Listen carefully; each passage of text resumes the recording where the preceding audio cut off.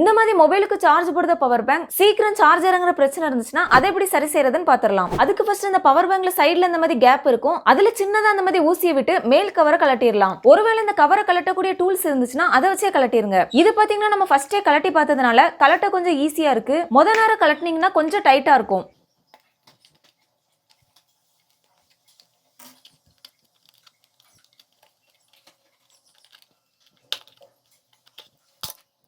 அடுத்தது இந்த போர்டையும் இந்த பேட்டரியும் தனியா கலட்டணும். இந்த போர்டை கலட்டுறதுக்கு இதுல 2 ஸ்க்ரூ இருக்கு, அதை கலட்டிடலாம்.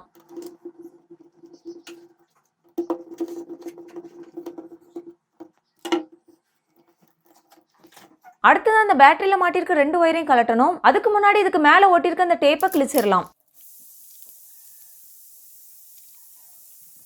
அடுத்தது அந்த சால்டரிங் அயனை ஹீட் பண்ணி இந்த 2 ஒயரையும் இந்த பேட்டரியில இருந்து தனியா எடுத்துடலாம். ஒருவேளை உங்களுக்கு இந்த மாதிரி சால்டரிங் கிட் தேவைப்பட்டுச்சுன்னா கீழே கமெண்ட்ல லிங்க் கொடுத்துருக்கோம், அதை கிளிக் பண்ணி வாங்கிக்கோங்க. இந்த சால்டரிங் கிட் பாத்தீங்கன்னா 4 வருஷத்துக்கு முன்னாடியே வாங்கினது, இப்ப வர நல்லாவே வேலை செய்யுது. இப்போ அதோட விலை பாத்தீங்கன்னா 241 ரூபா. அதே மாதிரி சின்ன சின்ன விஷயத்துக்கு இந்த சால்டரிங் கிட் ரொம்பவே பயனுள்ளதா இருக்கும். இப்போ அந்த ஹீட்டான அந்த சால்டரிங் அயனை வச்சு இந்த ஒயரை தனியா எடுத்துடலாம்.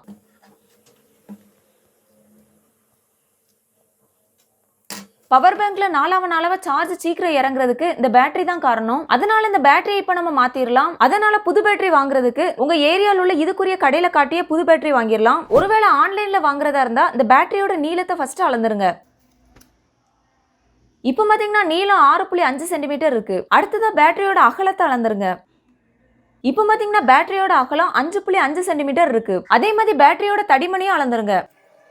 பேட்டரியோட தடிமன் பாத்தீங்கன்னா 1 சென்டிமீட்டர் இருக்கு. இது எதுக்கு அளந்தோம்னா நம்ம ஆன்லைன்ல வாங்கக்கூடிய பேட்டரி இதை விட சின்னதா இருக்கலாமே தவிர பெருசா இருக்க கூடாது. அதாவது இந்த பேட்டரி பாத்தீங்கன்னா இந்த கவருக்குள்ள தான் இருக்கும். அதனால இந்த கவருக்குள்ள அடங்குற அளவுக்கு இந்த பேட்டரியோட சைஸ் இருக்கணும். அதே மாதிரி இன்னொரு முக்கியமான விஷயம் பார்க்கணும். அது என்னன்னா பேட்டரியோட வோல்ட் அளவும் mAh அளவும் பார்க்கணும். இந்த பேட்டரியில பாத்தீங்கன்னா 3.7 வோல்ட்னு போட்டிருக்கு. அதே மாதிரி 5000 mAhன்னு போட்டிருக்கு. இந்த மாதிரி எல்லா அளவுகளுமே ஆன்லைன்ல வாங்குற பேட்டரியிலேயே குறிப்பிட்டிருப்பாங்க. இப்போ அதே அளவுல புது பேட்டரி ஒன்று வாங்கியிருக்கோம். இனி இந்த பேட்டரி அந்த ஒயர் வச்சு சால்டரிங் பண்றதுக்கு முன்னாடி ஒரு சின்ன விஷயம் ஒன்னு பார்க்கணும். அது என்னன்னா பேட்டரியில கீழ்பக்கம் பிளஸ்ன்னு போட்டிருக்க கீழ்பக்கம் உள்ள பகுதியில போர்டுல பிளஸ்ன்னு போட்டிருக்க சிவப்பு ஒயரை சால்டரிங் பண்ணணும். அதே மாதிரி பேட்டரியில மேல் பக்கம் மைனஸ்ன்னு போட்டிருக்க மேல் பகுதியில போர்டுல மைனஸ்ன்னு போட்டிருக்க கருப்பு ஒயரை சால்டரிங் பண்ணணும். அதே மாதிரி இதுல டைரக்டா சால்டரிங் பண்ணா சில நேரம் ஒட்டாம பந்து மாதிரி உருண்டு போகும். அதனால ஈஸியா ஒட்டுறதுக்கு இந்த ஒயரை இந்த சால்டரிங் கிட்டோட சேர்ந்து வர இந்த பேஸ்ட்ல கொஞ்சமா முக்கி எடுத்துடலாம்.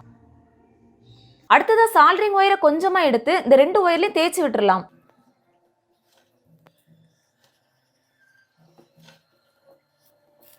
இப்போ பாத்தீங்கன்னா இந்த ஒயரோட முனையில ஒரு லேயர் மாதிரி ஒட்டி இருக்கதை பார்க்க முடியுது. இதுவே போதுமானது. இப்போ இந்த ஒயரோட முனையில பண்ண மாதிரியே இந்த பேட்டரியோட பிளஸ் மைனஸ் 2 டெர்மினலையும் பண்ணணும். அதுக்கு இந்த 2 டெர்மினலையும் இந்த பேஸ்ட்டை கொஞ்சமா அப்ளை பண்ணிடலாம்.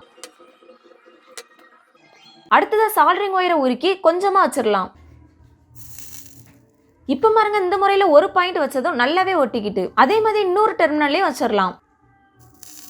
இப்ப பாருங்க பந்து மாதிரி உருண்டு போகாம தெளிவாவே ஈஸியா ஒட்டிக்கிட்டு. இனி இதுல பிளஸ் ஒயருக்கு நேரா பிளஸும் மைனஸ் ஒயருக்கு நேரா மைனஸும் வச்சு சால்டரிங் ஒயரை கொஞ்சமா உருக்கி சால்டரிங் பண்ணிடலாம்.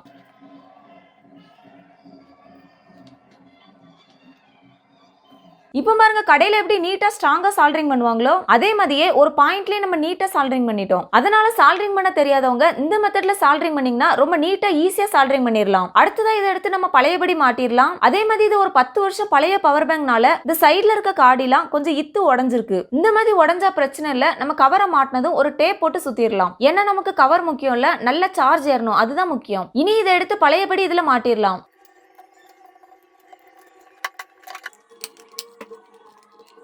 இப்போ நமக்கு பார்க்க இதுல நல்லா மாட்டிருக்க மாதிரி தான் இருக்கு. ஆனா இந்த பகுதியில் உள்ள காடி ஏற்கனவே நம்ம கலட்டும் போது உடஞ்சிட்டு, அதனால ஒரு சேஃப்டிக்கு இந்த பகுதியில மட்டும் நம்ம டேப் போட்டு சுத்திரலாம்.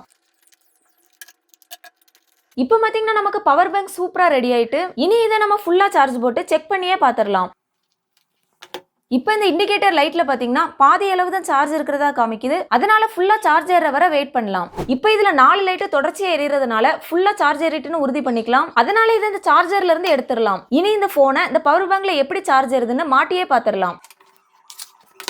இப்போ பாருங்க சார்ஜ் ஏறுதுன்னு சிம்பிள் வந்துட்டு. அதே மாதிரி இப்போ இதுல பாத்தீங்கன்னா 50% தான் சார்ஜ் இருக்கு. இனி ஃபுல்லா சார்ஜ் ஏறுத வரை எப்படி சார்ஜ் ஏறுதுன்னு வெயிட் பண்ணியே செக் பண்ணிடலாம்.